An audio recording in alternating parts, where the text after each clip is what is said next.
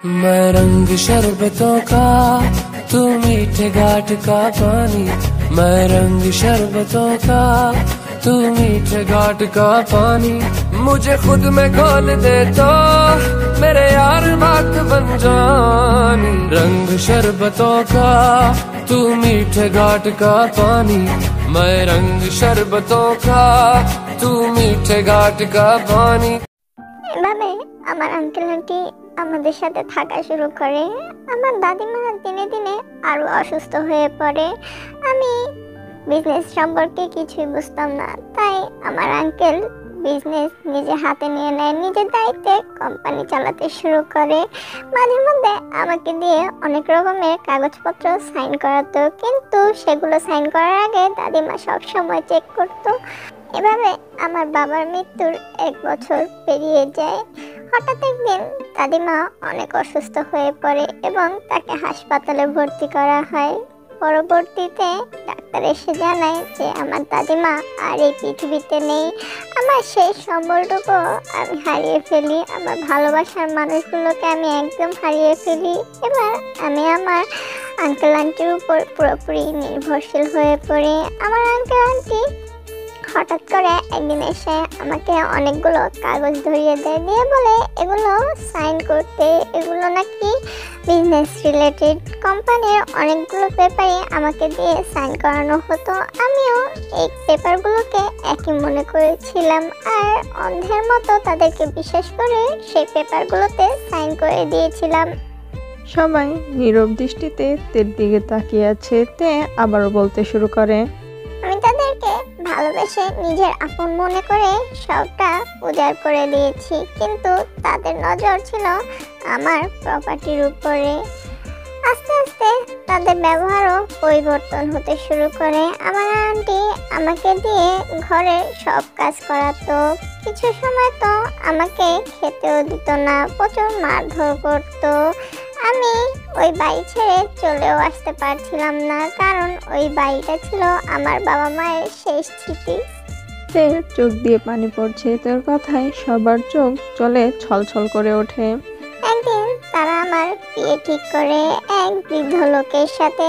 আমি তাদের কাছে অনেক কাকুতি মিনতি করেছি যাতে তারা আমার বিয়েটা না দেয়, কিন্তু তারা আমার কথা শুনেনি।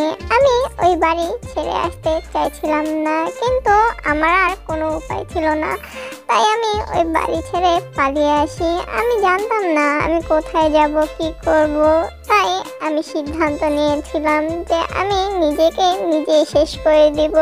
সেই সময় আমার জাংকুকের সাথে দেখা হয়। জাংকুক আমার জীবনে আসে, আমাকে বাঁচিয়ে নেয় মরার হাত থেকে। এ বলেতে অঝরে কাঁদতে শুরু করে। এবার জংশুক আর নিজের চেয়ারে বসে থাকতে পারল না, উঠে সে তের কাছে দাঁড়ায় এবং তেকে আলতো করে জড়িয়ে ধরে। তে তার মাথাটা জাংশুকের দিকে এলিয়ে দেয়। জাংশুক ওর মাথায় হাত বোলাতে শুরু করে। কান্না করিস না মা, আমি তো তোর বাবারই মতো। আর 2 দিন পরে তুই আমার ছেলের বউ হয়ে আমার ঘরে আসছিস। মনে করবি আমি তোর বাবা আর তুই আমার মেয়ে। এবার তে কাঁদতে কাঁদতে জংশুকের কোমর জড়িয়ে ধরে। তা দেখে জংশুক একটু হাসে। পাশ থেকে আয়ু এসে তের মাথায় হাত বুলিয়ে দেয়। সবাই ওদের দিকে ছলছল দৃষ্টিতে তাকিয়ে আছে। এখন থেকে আমরাই তোমার ফ্যামিলি। তে এবার মাথা তুলে জিমিনের দিকে তাকায় আর একটু মৃদু হেসে মাথা নাড়ায়। কিন্তু আঙ্কেল, আপনি কিভাবে তের বাবাকে চেনেন? জংশুকের চোখ বেয়ে এক ফোঁটা চোখের জল গড়িয়ে পড়ে। সুবিনা আমার ছোটবেলার বন্ধু ছিল, আমরা ভাইয়ের মতো ছিলাম। আমাদের কলেজ শেষ হওয়ার পর আমরা যে যার কাজে ব্যস্ত হয়ে যাই, যে যার বিজনেস চালু করি, যে কারণে আমাদের একে অপরের সাথে যোগাযোগ হয় না। কিন্তু অনেক দিন পর যখন আমাদের আবার একটা বিজনেস ট্রিপে দেখা হয়, আমরা অনেকটাই খুশি হয়ে যাই। এতগুলো বছর পর একে অপরকে দেখে আমরা তো খুশিতে আত্মহারা হয়ে যাই, কিন্তু আমাদের কাজের কারণে আমাদের আবারও আলাদা হতে হয়। আমরা বলেছিলাম একে অপরের সাথে পরের দিন দেখা করব, তাই পরের দিন আমি ওকে ফোন করি, কিন্তু আমি জানতাম না যে এমন কিছু হতে চলেছে। আমি ওকে অনেকবার ফোন করেছিলাম, ওর ফোন আমি সুইচ অফ পাই। জাংশুক অনেক কষ্ট করে কথাগুলো বলে। জাংশুকের যেন নিঃশ্বাস বন্ধ হয়ে আসছে কথাগুলো বলতে। ওর প্রচুর খারাপ লাগছে যে ওর প্রাণপ্রিয় বন্ধু আর এই পৃথিবীতে নেই, অথচ ও সেটাই জানে না। আর ওর ফ্যামিলির সাথে এত কিছু হয়ে গেছে, অথচ জাংশুক কিছুই করতে পারছে না। এটা ভেবে নিজেকে খুব অসহায় লাগছে। বাস্টার্ড ওর আঙ্কেল কিভাবে, ঠিক বলেছো, ওরা কিভাবে এমনটা করতে পারলো তোর সাথে? যদি ও আমার সামনে থাকতো আমি ওকে খুন করে ফেলতাম। Calm down guys. You shut up. Okay, carry on. এবারতে জাংকুকের দিকে তাকায়, যে কিনা তার দিকেই তাকিয়ে আছে। জাংকুকের মুখভঙ্গি দেখে বোঝা যাচ্ছে না ও কি চিন্তা করছে। জাংকুকের ফেশিয়াল এক্সপ্রেশন একদম ব্ল্যাঙ্ক হয়ে আছে। জাঙ্কুক, জাংকুক শটাং হয়ে চেয়ার থেকে উঠে দাঁড়ায় আর সেখান থেকে চলে যায়। তে যাও গিয়ে জাঙ্কুকের সাথে কথা বলো। হ্যাঁ, চিন্তা করো না। তে নিচের দিকে মাথা নিচু করে, তে চোখ দিয়ে জল গড়িয়ে পড়ছে। তে ভাঙা ভাঙা গলায় বলে, ও আমার উপর রেগে আছে। তে বেশি চিন্তা করো না, যাও আগে গিয়ে ওর সাথে কথা বলো। আমি শিওর ও তোমার উপর বেশিক্ষণ রাগ করে থাকতে পারবে না। তেও মাথা নাড়ে আর সেখান থেকে উঠে সিঁড়ি দিয়ে জাংকুকের রুমের দিকে হাঁটা ধরে। ওই বিলে, কি মনে হয় জাঙ্কুক কি সত্যি ওর উপর রেগে আছে? আমি জানি না। তে আস্তে আস্তে জাংকুকের রুমে প্রবেশ করে। সে ভিতরে ঢুকে দেখে জাংকুক কোথাও নেই।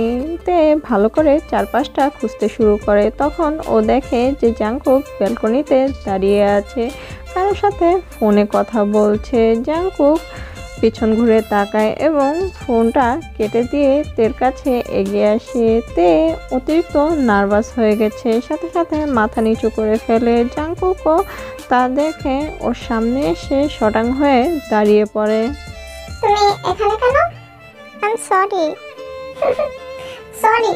তুমি সরি কেন বলছো?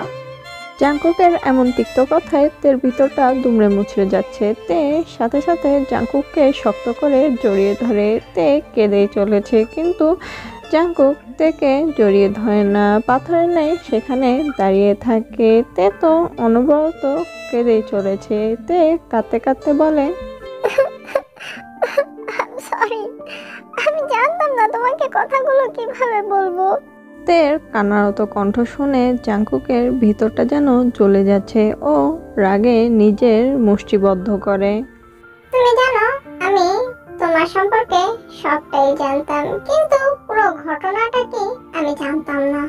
তে এবার জাংকুকের বুকে থেকে মাথা তুলে জাংকুকের দিকে তাকায়। ওর চোখ দিয়ে পানি পড়ছে। আমি অলরেডি সুগাকে বলে দিয়েছিলাম তোমার সম্পর্কে সবকিছু খুঁজে বের করতে। আমি মনে করতাম যে তুমি নিজে থেকে একদিন এসে আমাকে সবটা বলবে, কিন্তু তুমি আমাকে একবারও কিছুই বলার চেষ্টা করনি। এবারতে ছল ছল দৃষ্টিতে জাংকুকের কাছ থেকে একটু দূরে সরে দাঁড়ায়। এমনকি যখন আমি তোমাকে আমার সম্পূর্ণ ফিলিং সম্পর্কে জানিয়ে দিয়েছি, তুমি একবারও আমাকে তখনও বলার চেষ্টা করনি। আমি আমি তোমাকে বলতে চেয়েছি, কিন্তু কিন্তু কি? কিন্তু তুমি আমাকে বিশ্বাসই করতে পারোনি। জাংকুক রেগে গেছে। জাংকুকের কপালের রগ ফুলে উঠেছে। তে বারবার না সূচক মাথা নাড়ায়। তে অনবরত কান্না করে যাচ্ছে। It hurts so much, কারণ তুমি আমাকে বিশ্বাস করনি।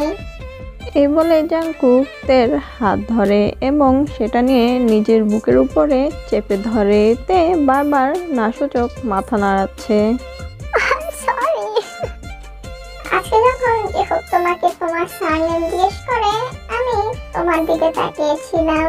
মেবি তুমি যদি আজকে কিছু বলো, তুমি তারপরও কিছু বলনি, তো আমার বলতেই হলো সবটা। তে জাংকুকের মুখের দিকে তাকায়। জাংকুকের চোখে মুখে রাগ স্পষ্ট। জাংকুক দুপা পিছিয়ে যায় এবং হেঁটে রুম থেকে বেরিয়ে যায় তেকে একা রেখে। তে সেখানে কাঁদতে শুরু করে।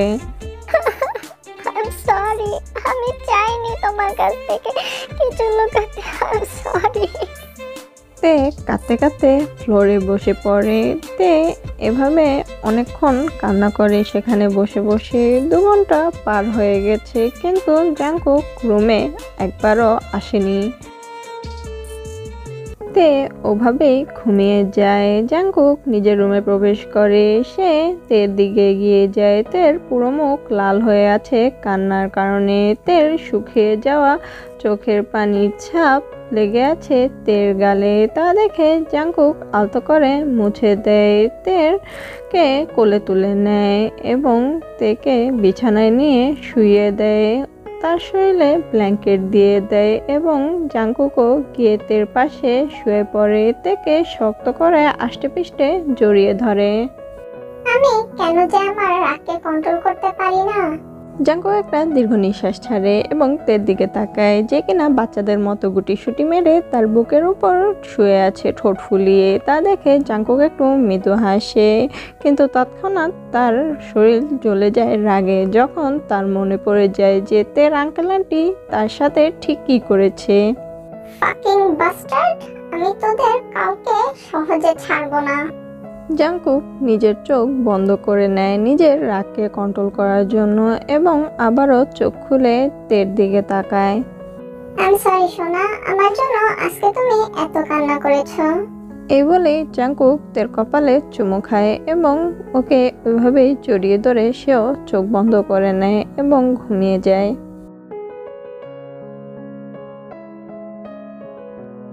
তে টিপটিপ করে নিজের চোখ খোলে এবং নিজেকে জাংকুকের বাহুর ডোরে আবিষ্কার করে। তে একটু হাসে, তার চোখে পানি।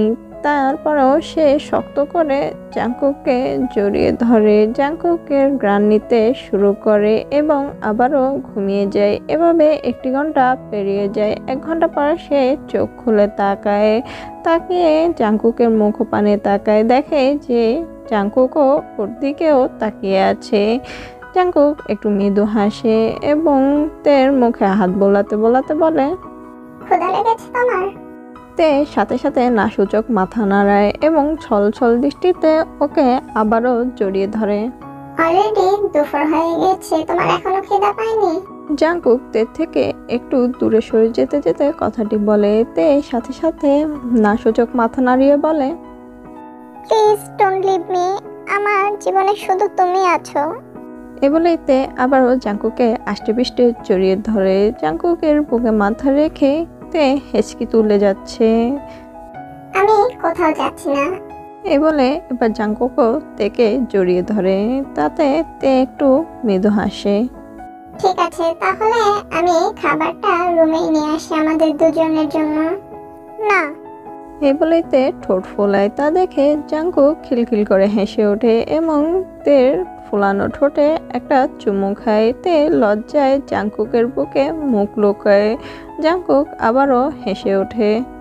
আচ্ছা আচ্ছা ঠিক আছে, বুঝতে পেরেছি। তুমি এখানে ওয়েট করো, আমি 2 মিনিটের মধ্যে আসছি।